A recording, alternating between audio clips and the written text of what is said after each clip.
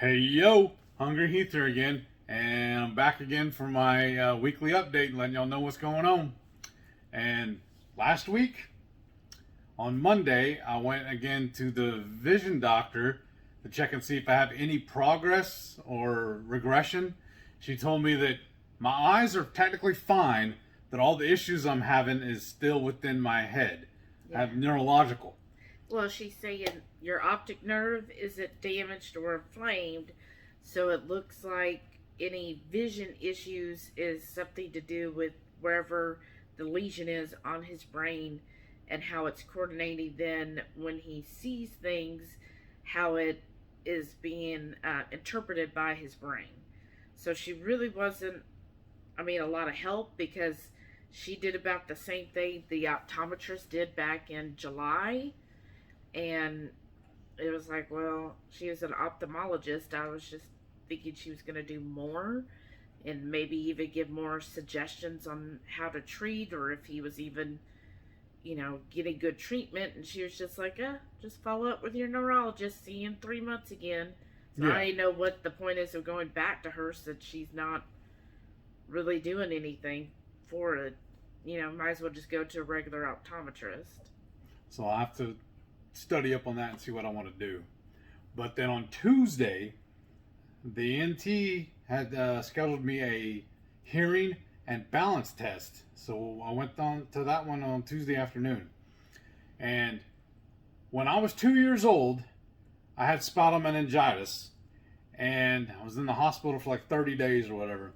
I don't remember anything about it. I was so young. This is just stories I've been told what happened. But that they said I was totally stone deaf in my left ear, and there was no help for it. The hearing aid wouldn't do any good or anything. Yeah, And that's what I thought my whole life. Well, and your mom said because the doctors told her, oh, it's nerve damage, that a lot of things can happen when you're that young and you get spinal meningitis. Some people, it leaves them paralyzed and, blind, different things. So they said, at least all it did was make him deaf in one ear. And it did affect, I don't know if it actually affected me from this, but my whole life I've never been able to just close my left eye independently. I can't just wink. That's the only way I can wink, and I can't even close it all the way. So I don't know if it's connected because it's still on the left side. That's just what I've always thought, but just whatever. But that day when I did the hearing test, they did a little seclusion thing. They had me like in a little sound booth, and when they talked to me, they put what?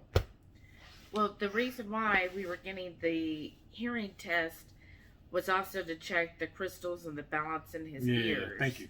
And so part of that, when he went to the ENT, I said, well, look, it's been 40 years since you had spinal meningitis, and, all the doctors said there was nothing you could do. A lot's happened in 40 years. They've come a long way with, treatment and so forth for people who are deaf or have a significant hearing loss. I was like, well, why not go ahead, since you're seeing an ENT, and just ask them, hey, I'm deaf in my left ear. Is there any, treatment for it? So that's why you had this hearing test, is just to see, well, how significant of a loss is it in your left ear? Right. Well, part of it, they put me in an isolation booth, and the guys on the other side, there's a glass in between us so we could communicate, talk to each other. They did the sound test where they did little, I don't know how to say it, like little tones they would do, and I would raise my hands when I heard it and let you know if it's left or right. And then on the right ear, he read off a list of words. I can't remember if it's either 10 or 12 words, but I had to repeat them back to him verbatim, exactly how he said it. And he said everything was cool there. And then he did it again on my left ear, and it blew my mind because I heard every word he said. And I read it back to him. And like when the test was over, he came out of the room, and I straight up asked him, I said, well, when you did the last part, was that just my left ear you were talking into? Because I heard everything you said. And he said, yeah. So it just, like I said, I was almost danced out of that room because I was just amazed.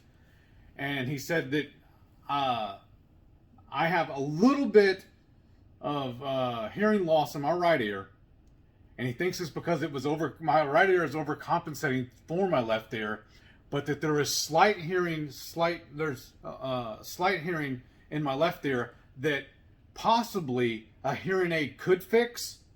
He told me don't run off to like Costco or some other store and just buy something over the counter. That those won't work for me. They're gonna, if they were able to do it, that they're gonna have to basically build one specifically for my ear.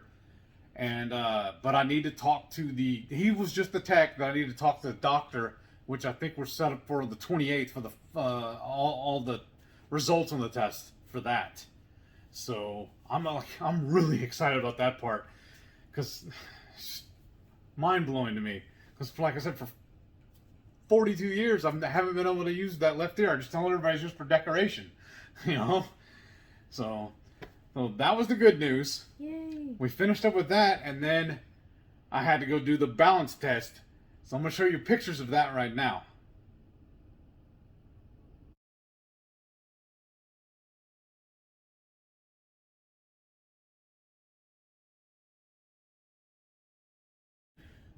So they made me, if you can see in the pictures there, they made me put on a full body harness and 2 lanyards they hooked onto it.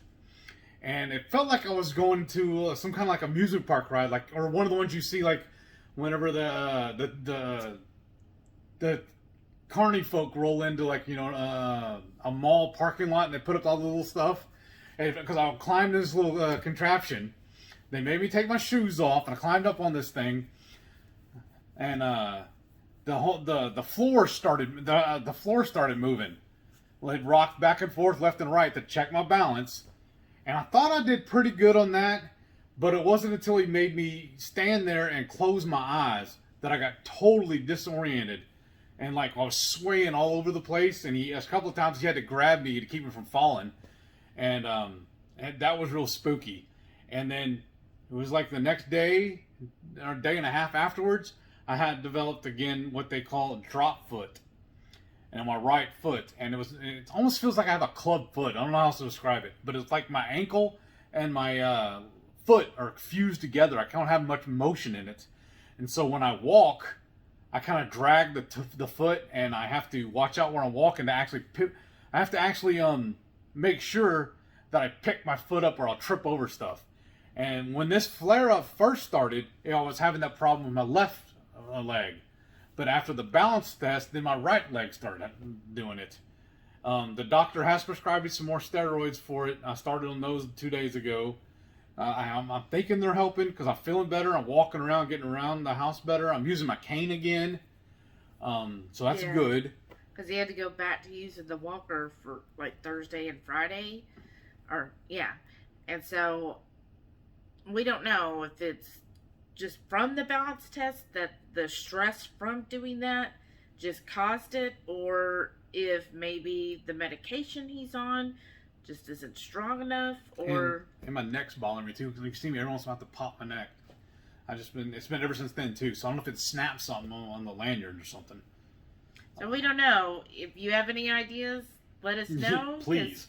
I thought when you were going through a flare that, you know, after you've gone through and got steroids and you're taking the medicine, that you should increasingly get better, but it seems like every few weeks we have a little bit of a setback. So, and I called the doctor and asked him if I could do another injection round. Infusions. And they told me no, that it's been too soon since I had my last dose, but he did prescribe me another dosage of just the pills. So I've started on those, and I'm just fingers crossed that will work for me. Mm-hmm. Like I said, other than that, I feel fine. I feel great. I'm still cognitive. I could do everything I want to do except for drive because of my eyes. But well, how are your eyes? Right now, they feel fine. I mean, I'm not blurry anymore. Every once in a while, it depends on like the lighting in the room or whatever. Especially if I go from dark to light or whatever. Or if I get up and walk around for a while and I come back down and sit down trying to read or look at something, they're a little blurry, but it's only like for a split second. It comes and goes. But I know I'm not ready to drive yet because I don't see well enough for that. It wouldn't be healthy for me or anybody else on the road. At least as far as I can tell. But that's where I'm at right now. Yeah, but your vision seems to get better because for a while, like he couldn't even text or That's true too. instant message people. And now he's able to do that on his own. He can read his own emails again. He can respond on Facebook again. And he can... I started posting on my Instagram again. Yeah. Because before I couldn't do that. Right. So it is improving to that point. So I think it is getting better. But I think if it hadn't happened with your drop foot, we probably would have went out test driving yesterday. Yeah, and I was supposed to go to the store with her yesterday too, but it was really storming here real bad. So I just chose not to do it just to be safe, just to make sure, especially the way my foot's working. Yeah, because it was raining really bad. It was wet, and I was like, I hate grocery shopping on Sundays. That's like the worst day of the whole week to go grocery shopping. I was like, well, I'm not going to go on Sunday, so do I go out in a thunderstorm or do I go on a Sunday? And I was like, no, I'm going to go out in a thunderstorm. I would rather do that than deal with all of the crowds on the Sunday before Christmas at the grocery store. I was like, no way. Not going to do it. And I know a lot of people do grocery deliveries, and sometimes we do, but there's two reasons I like to go to the store. One, you can only get the discount meats if you go to the store. You can't choose them on the app. Two, I like to pick out my steaks. Yes. Because a lot of times people just grab whatever steak. They're like, oh, or the most expensive one. Right. Or they just, they just grab whatever. And like I went by, like Laura Spath taught, this is how you pick out a ribeye. You look for the cap. You want to look for a good marbling throughout, good, fat grain in it. And so I'm real particular. And then plus, when we went to H-E-B, or I went rather, they had ribeyes for $4.97 a pound, but limit 2 packages. And see, if I was with her, we could have got 4 then. Right.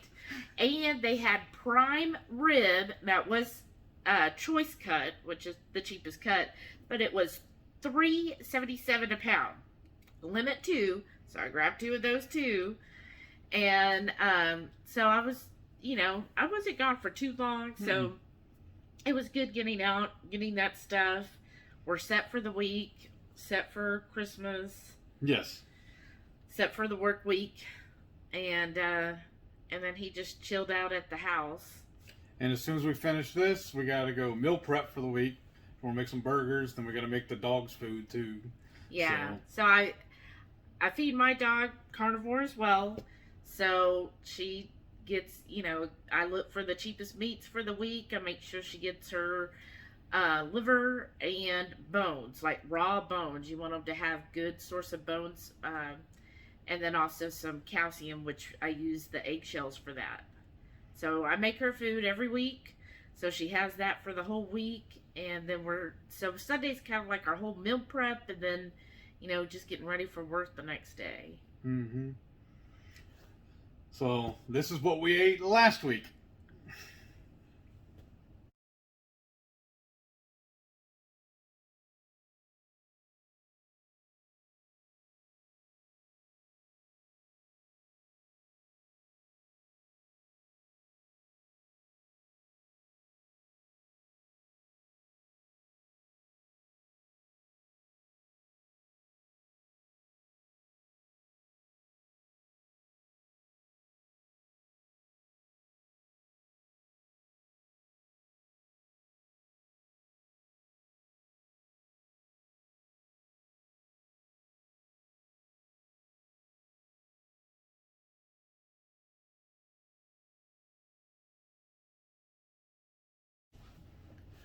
So that was what I ate this week. It was quite yummy. Yeah. And so I just want to wish everybody a happy holiday. Thank you all again for all your support, for liking, sharing, and commenting. And I'll see y'all next year. Yeah. Bye. Maybe even before. See y'all later.